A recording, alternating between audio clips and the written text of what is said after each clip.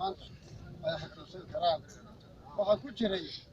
adigoo galmano gaaja ay ku hayso garabkaaga xooggeeda iskaga dejiyo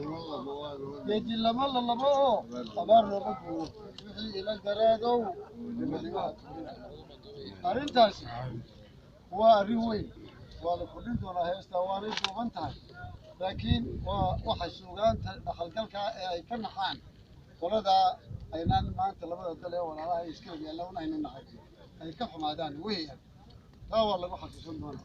waxaa kaloo lagu xasuusan doonaa halka iyo kaalinta muggale ee uu geeyey dhaxal reebka suugaanta naftiisa isagana waa lagu xasuusan doonaa doonki kisako taana waa lagu xasuusan doonaa waxaa kaloo lagu xasuusan doonaa doorkii uu ka qaatay ee uu ka ciyaaray markii aynu halkan gobonimadeena la soo noqonnay isugeyntii dadka iyo midayntii dadka Somaliland iyo sidii aynu u hanan lahayn dowladnimadeena ayuu iyadana kaalinteeda muggale ka qaatay isagoo adeegsanaya dariiqyada ay loo maro ee weliba wasaaradda warfaafinta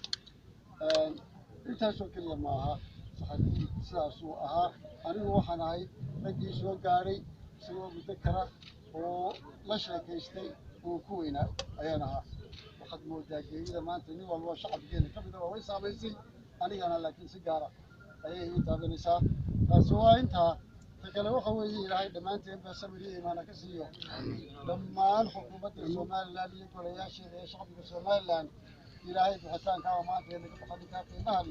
sabir iyo iimaana idinka siiyo dhammaanteen sidoo kale qoyskii uu ka baxay iyagana si gaara ayaan iyagana u taxsiinayay ilaahay sabir iyo iimaan ha ka siiyo